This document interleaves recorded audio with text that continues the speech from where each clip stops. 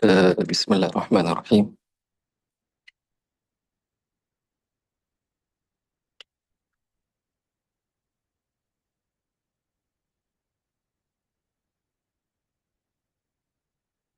Alhamdulillahirabbil alamin wassalatu wassalamu ala Rasulillah wa ala alihi wa sahbihi ajmain amma ba'd.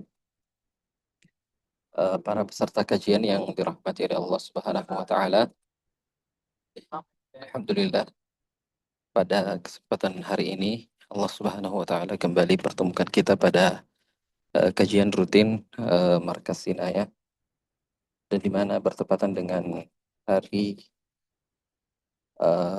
Kamis tanggal 10 Muharram 1448 Hijriah,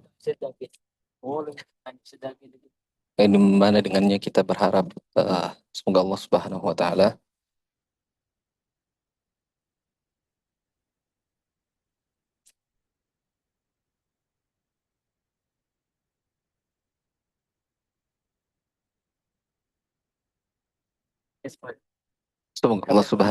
menjadikan hari-hari kita sebagai hari-hari yang berberkah, dan juga semoga kita termasuk orang-orang yang senantiasa menghidupkan sunnah Rasulullah Sallallahu Alaihi Wasallam, yaitu berpuasa pada hari ke-10 Muharram, di mana Allah Subhanahu wa taala janjikan dengan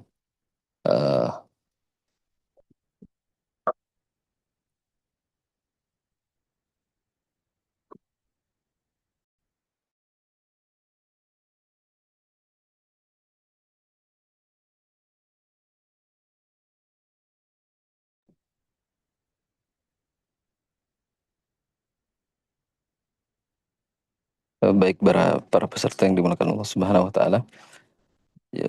Tema kajian kita pada hari ini berkaitan dengan hadis-hadis yang berkaitan dengan azan dan iqamah.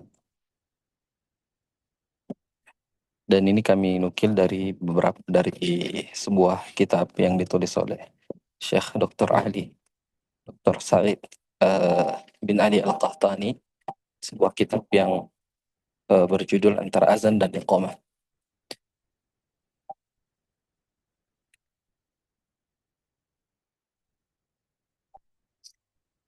Pengertian azan, jam sekalian, secara bahasa dan berarti memberitahukan dan mengumumkan sesuatu, sebagaimana firman Allah Subhanahu wa taala di dalam surah At-Taubah ayat ketiga, dan inilah suatu pengumuman dari Allah dan Rasul-Nya.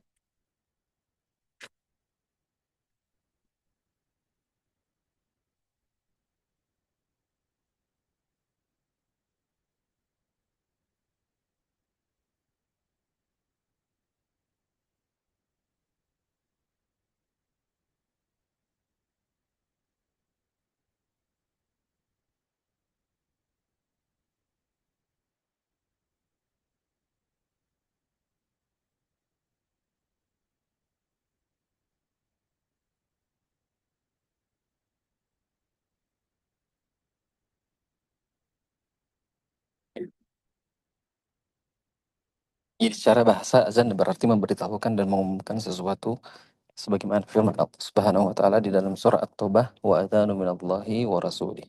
Itu, dan inilah suatu pengumuman dari Allah dan Rasul-Nya. Maksudnya adalah pemberitahuan dan pengumuman. Kemudian firman Allah Subhanahu wa taala yang lain yang terdapat pada surah Al-Anbiya, ya,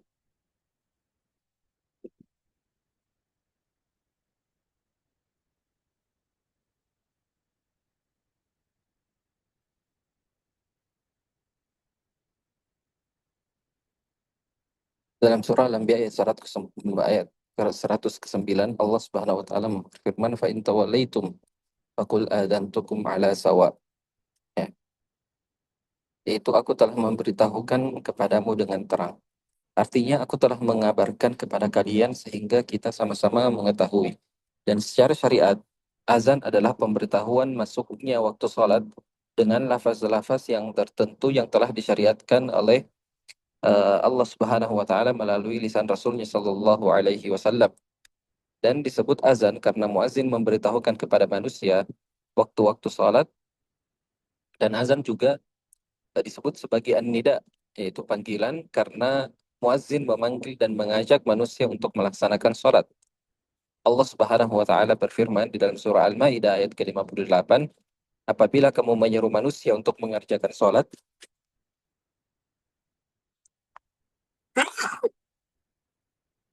maka mereka menjadikannya bahan ejekan dan permainan. Dan di dalam firman Allah Subhanahu wa taala yang lain, apabila diseru untuk sholat pada hari Jumat, maka bersegeralah menuju zikir kepada Allah Subhanahu wa taala.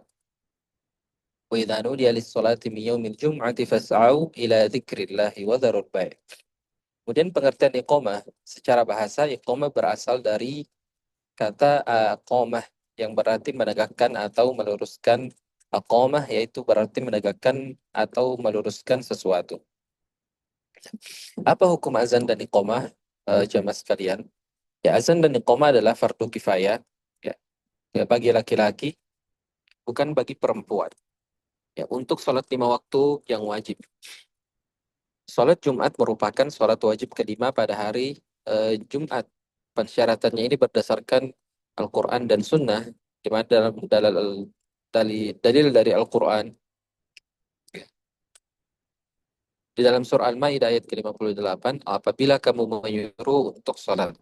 Dan di dalam surah Al-Jumu'ah, ya, wa idza nudiya lis-sholati min yaumil jumu'ah, apabila disuruh untuk sholat pada hari Jumat. Dan adapun dalil dari sunnah, hadis-hadis Nabi Shallallahu Alaihi Wasallam, Rasulullah Shallallahu Alaihi Wasallam bersabda kepada Malik bin Al-Huwairits, ya, beliau mengatakan, apabila waktu sholat telah tiba, maka hendaklah salah seorang di antara kalian mengumandangkan azan, dan yang paling tua di antara kalian menjadi imam. Hadis muttafaqun alaih. Nah, ungkapan salah seorang di antara kalian di dalam hadis ini menunjukkan bahwa azan merupakan fardu kifayah.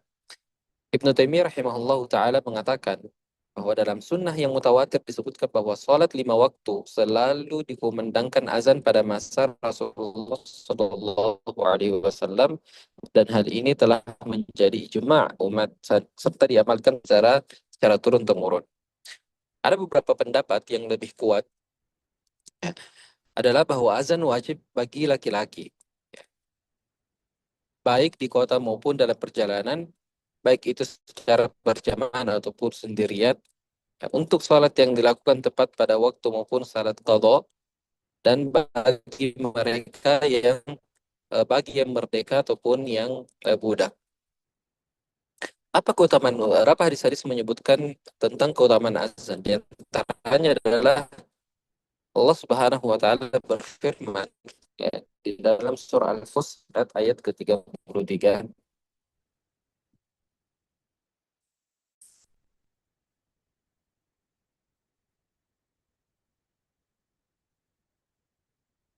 Allah wa amila salihan wa qala innani minal muslimin. Siapakah yang lebih baik perkataannya daripada orang yang menyeru kepada Allah, beramal soleh, dan berkata, sesungguhnya aku termasuk orang-orang, sesungguhnya aku termasuk orang-orang muslim. Kemudian yang kedua, di antara keutamaan azan, para muazzin memiliki leher paling panjang pada hari kiamat. Rasulullah Shallallahu Alaihi Wasallam bersabda, para muazzin. Kemudian di antara keutamaan azan yang lainnya, di mana azan ini adalah dapat mengusir setan. Rasulullah Shallallahu Alaihi Wasallam bersabda, apabila azan dikumandangkan, setan lari sambil kentut agar tidak mendengar azan. Tafakun alaih. Kemudian di antara keutamaan yang lainnya, besarnya pahala azan, dan ini disampaikan oleh Rasulullah Shallallahu Alaihi Wasallam, di mana beliau pernah mengatakan, seandainya manusia mengetahui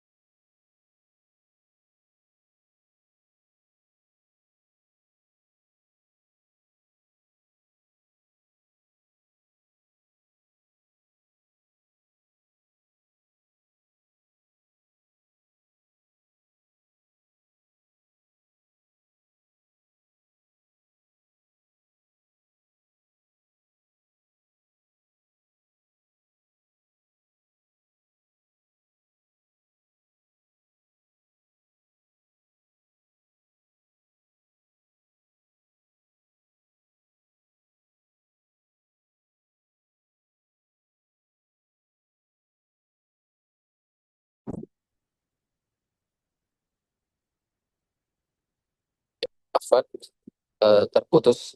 Kita lanjutkan bahwa di antara keutamaan atau fadilah azan yang lainnya bahwasanya doa Nabi Shallallahu Alaihi Wasallam untuk para muazzin. Dalam sebuah hadis Rasulullah Shallallahu Alaihi Wasallam pernah mengatakan al-imam dhamin, bahwasanya imam itu penanggung jawab, ya, dan muazzin adalah orang yang dipercaya. Ya Allah, berilah petunjuk kepada para imam dan ampunilah para muazzin. Hadis riwayat Abu Daud. Kemudian di antara keutamaan yang lainnya adalah azan menjadi sebab diampuni dosa dan masuk surga. Rasulullah Shallallahu Alaihi Wasallam bersabda tentang seseorang pengembala yang mengumandangkan azan di puncak gunung. Beliau mengatakan, lihatlah hambaku ini, ia mengumandangkan azan dan iqamah karena takut kepadaku. Aku telah mengampuninya dan memasukkannya ke dalam surga. Hadis riwayat Abu Dawud. Kemudian di antara keutamaan yang lainnya bahwa warzin selama 12 tahun dijanjikan surga. Rasulullah Shallallahu Alaihi Wasallam bersabda, barang siapa mengumandangkan azan selama 12 tahun, maka wajib baginya surga. Setiap azan akan dicatat baginya 60 kebaikan dan setiap iqamah 30 kebaikan. Hadis riwayat Ibnu Majah. Kemudian di antara keutamaan yang lainnya, bahwasanya muazzin termasuk hamba-hamba Allah yang terbaik. Rasulullah Shallallahu Alaihi Wasallam bersabda, sesungguhnya sebaik-baik hamba Allah adalah mereka yang memperhatikan matahari, bulan, dan bintang untuk mengingat Allah Subhanahu Wa Taala. Hadis riwayat Tabrani. Kemudian di antara keutamaan yang lainnya, jika seseorang azan dan iqamah di tempat sepi, Rasulullah Shallallahu Alaihi Wasallam bersabda, jika seseorang berada di tanah lapang, lalu masuk waktu salat, kemudian ia berwudu dan mengumandangkan azan serta iqamah, maka akan salat di belakangnya pasukan Allah yang jumlahnya tidak terlihat ujungnya. Hadis riwayat Abdul Razak di dalam musannaf beliau. Bagaimana tata cara azan dan iqamah? Ada beberapa hadis-hadis yang menyebutkan tentang sifat azan, begitupun dengan sifat iqamah. Di antaranya adalah azan yang dilakukan oleh Bilal radhiyallahu anhu di hadapan Rasulullah sallallahu alaihi wasallam. Ya, sifat azan Bilal disebutkan di dalam hadis yaitu Allahu Akbar, Allahu Akbar, Allahu Akbar, Allahu Akbar. Kemudian asyhadu an la ilaha illallah, asyhadu an la ilaha illallah, dan asyhadu anna Muhammadar Rasulullah, asyhadu anna Muhammadar Rasulullah. Hayya 'alas shalah, hayya 'alas shalah, hayya 'alal falah, hayya 'alal falah. Allahu Akbar, Allahu Akbar, la ilaha illallah. Ini sifat azan Bilal. Adapun sifat iqamah dari Bilal, ya, Allahu Akbar, Allahu Akbar, asyhadu an la ilaha illallah satu kali, asyhadu anna Muhammadar Rasulullah satu kali, hayya 'alas shalah satu kali, hayya 'alal falah satu kali, qad qamatis shalah dua kali, Allahu Akbar dua kali, dan la ilaha illallah. Ya, hadis ini disebutkan oleh Imam Ahmad dalam Musnad beliau, dan ini adalah sifat azan eh, yang banyak diamalkan oleh seluruh negara-negara kaum muslimin. Pada azan subuh ditambahkan setelah hayya al falah, as-salatu khairu minan naum dua kali. Ya. Sebagaimana dalam hadis riwayat An-Nasai, bahwa salat lebih baik daripada tidur. Dan berdasarkan hadis Anas radhiyallahu anhu, ia berkata bahwa termasuk sunnah apabila muazzin pada azan subuh mengucapkan hayya 'alal falah, maka ia mengucapkan as-salatu khairum minan naum. Sebagaimana disebutkan di dalam hadis riwayat Ibnu Khuzaimah. Dengan demikian, azan di Bilal yang dikumandangkan di hadapan Nabi Shallallahu Alaihi Wasallam terdiri dari 15 kalimat, sedangkan iqamah terdiri dari 11 kalimat. Dan yang menguatkan hal tersebut, ya, adalah Anas radhiyallahu anhu, ya, pernah mengatakan bahwa Bilal diperintahkan untuk menggenapkan atau melafalkan berpasangan kalimat-kalimat azan dan mengganjilkan iqamah. Hadis muttafaqun alaih. Maksudnya adalah lafaz azan, ya, itu dibaca dua kali atau empat kali dan semuanya termasuk kategori genap atau syafa'. Dan penjelasan global ini dirinci oleh hadis Abdullah bin Zaid dan hadis Abu Mahdzurah, ya, di mana takbir pada awal azan, ya, dibaca empat kali, sedangkan lafaz-lafaz lainnya dibaca dua kali. Dan ketentuan ini berdasarkan bentuk yang paling umum. Adapun kalimat tauhid la ilaha illallah pada akhir azan dan akhir iqamah dibaca satu kali menurut kesepakatan para ulama. Adapun takbir jamaah sekalian, takbir pada iqamah dihitung ganjil dibandingkan dengan 4 kali takbir pada awal azan. Demikian pula takbir pada akhir iqamah diulang. Dan lafaz qad qamatis shalah juga diulang 2 kali. Sedangkan lafaz-lafaz lainnya hanya dibaca 1 kali. Jika seseorang mengumandangkan azan dan iqamah dengan tata cara yang terdapat dalam hadis Abi Mahdhurah, ya, maka tidak mengapa. Ya, itu diperbolehkan. Jadi ringkasan praktisnya, azan Bilal itu 15 kali. Ya, Allahu Akbar 4 kali, syahadatul tauhid 2 kali, ya, syahadatul rasul 2 kali, kemudian hayya alas salah 2 kali, kemudian hayya alal falah 2 kali, Allahu Akbar 2 kali, dan la ilaha illallah 1 kali. Dan iqamah Bilal itu 11 kalimat. Allahu Akbar 2 kali, syahadatul tauhid 1 kali, syahadatul rasul 1 kali, hayya ala salat 1 kali, hayya ala falah 1 kali, qad qamatis shalah 2 kali, Allahu Akbar 2 kali, dan ditutup dengan la ilaha illallah 1 kali. Dan inilah bentuk azan dan iqamah yang dipilih, ya, sebagian besar para ulama berdasarkan riwayat Bilal radhiyallahu anhu, meskipun bentuk lain yang sah berdasarkan riwayat Abu Mahdhura yang diamalkan oleh sebagian ulama. Muazin hendaknya berada dalam keadaan suci. Kemudian melafazkan azan dengan perlahan dan jelas. Kemudian melafazkan iqamah lebih cepat. Kemudian berdiri ketika azan, menghadap kiblat, mengumandangkan azan dari tempat yang tinggi, meletakkan kedua jari telunjuk di kedua telinga, menoleh ke kanan saat mengucapkan hayya 'alas shalah, menoleh ke kiri saat mengucapkan hayya 'alal falah, mengumandangkan azan pada awal waktu sholat, memiliki suara yang kuat dan lantang, dan memiliki suara yang bagus, mengetahui waktu sholat dengan baik, bersifat amanah, dan yang terakhir tentunya adalah ikhlas mengharap ridho Allah Subhanahu wa taala dalam azan. Rasulullah Shallallahu alaihi wasallam bersabda, "Jadikanlah muazzin yang tidak mengambil upah atasnya. Namun apabila muazzin diberi gaji dari Baitul Mal atau lembaga kaum muslimin karena tugasnya itu, maka hal itu tidak mengapa karena azan dan iqamah termasuk kemaslahatan umat Islam." Kelima, azan yang disyariatkan sebelum fajar dan hukumnya. Ya, mungkin terkadang kita mendengarkan sebahagian masjid mengumandangkan azan, ya, sebelum waktu fajar. Dan azan pertama sebelum terbit fajar ini disyariatkan untuk membangunkan orang yang tidur dan mengingatkan orang yang sedang beribadah malam. Di dalam sebuah hadis yang diriwayatkan oleh Abdullah bin Mas'ud radhiyallahu anhu, Nabi Shallallahu alaihi wasallam bersabda, ya, janganlah azan Bilal menghalangi salah seorang di antara kalian dari makan sahur, karena ia mengumandangkan azan pada malam hari untuk mengingatkan orang yang sedang berdiri atau salat malam agar kembali beristirahat dan membangunkan orang yang tidur. Muttafaqun alaih. Imam An-Nawawi rahimahullahu taala menjelaskan bahwa makna mengembalikan orang yang berdiri adalah memberitahukan bahwa waktu subuh sudah dekat, sehingga orang yang sedang tahajud dapat segera beristirahat sejenak, berwitir jika belum witir, atau bersiap menyambut sholat subuh dengan bersuci dan keperluan lainnya. Sedangkan makna membangunkan orang tidur, beliau mengatakan adalah agar ia dapat mempersiapkan diri untuk subuh, seperti melakukan tahajud sebentar, witir, makan sahur, mandi, berwudu, atau persiapan lainnya sebelum melaksanakan sholat fajar.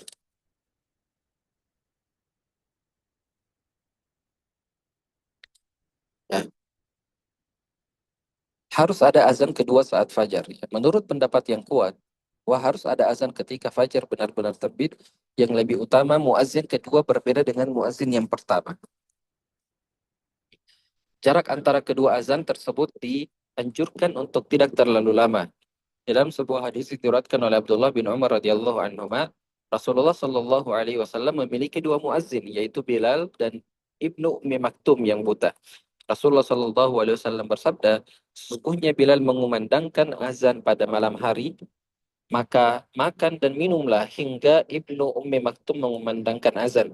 Ibnu Umar radhiyallahu anhu juga berkata, ya, jarak antara azan antara keduanya tidak boleh lebih dari turunnya yang satu dan naiknya yang lain. Muttafaqun alaih. Karena itu sunnahnya azan pertama dilakukan dekat dengan waktu fajar. Di mana kalau letak kalimat as-salatu khairum minan naum? Pendapat yang kedua, pada masalah itu terdapat perselisihan di kalangan para ulama bahwa di mana letak kalimat as-salatu khairum minan naum itu, ya, pendapat yang lebih kuat menyatakan bahwa muazzin mengucapkan as-salatu khairum minan naum pada azan salat subuh itu setelah ucapan hayya 'alal falah pada azan subuh yang terakhir, azan yang menandakan masuknya waktu salat subuh. Adapun riwayat Abu Mahdzura yang menyebutkan bahwa as-salatu khairum minan naum pada azan pertama subuh, maka yang dimaksud azan pertama dalam riwayat tersebut adalah azan subuh itu sendiri. Sedangkan azan kedua adalah iqamah, sebab Nabi Shallallahu Alaihi Wasallam pernah bersabda, di antara setiap azan terdapat sholat, muttafaqun alaih. Dan maksud dua azan di sini adalah azan dan iqamah. Syekh bin Baz rahimahullahu taala pernah mengatakan, ya, pendapat yang benar adalah bahwa kalimat as-salatu khairum minan naum diucapkan pada azan terakhir yang menjadi tanda masuknya waktu subuh. Karena itulah azan syar'i yang wajib dan berkaitan dengan sholat wajib yang memang lebih baik daripada tidur. Jadi, ketika seorang muazzin mengumandangkan azan pada waktu subuh, azan pertama sebelum waktu subuh, maka pada azan pertama tidak mengucapkan salatu khairum minan naum. Barulah ia mengucapkan salatu khairum minan naum pada azan kedua setelah masuknya waktu sholat subuh.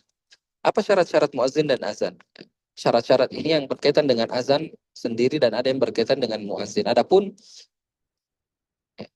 pertama adalah azan itu harus berurutan.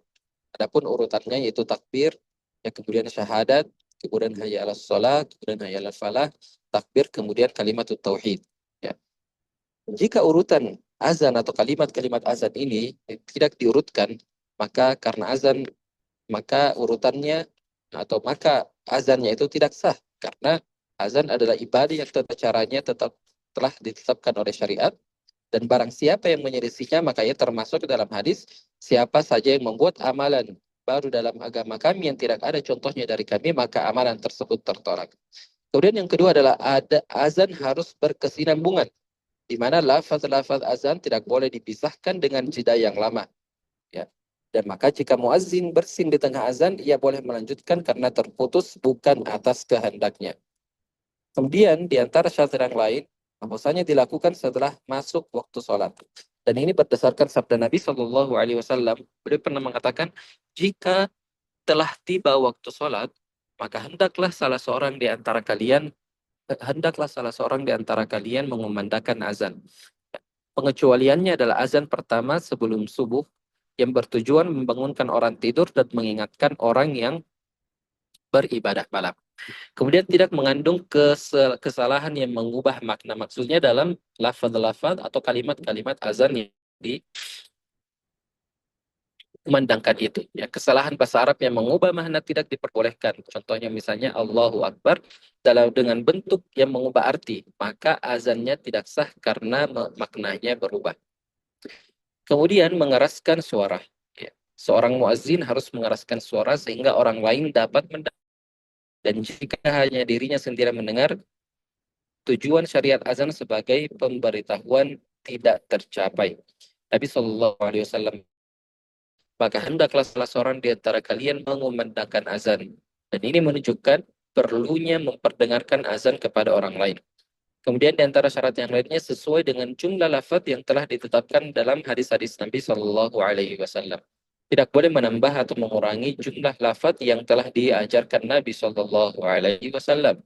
Kemudian di antara syarat yang lainnya azan dilakukan oleh satu orang saja. Ya, jadi tidak sah jika sebagian azan dilakukan oleh satu orang lalu kemudian disambung oleh orang lain. Ya, ini maka azannya itu tidak sah. Kemudian disertai dengan niat berdasarkan hadis Nabi Sallallahu Alaihi Wasallam, innamal a'malu binniyat. Sesungguhnya setiap amal itu tergantung daripada niatnya.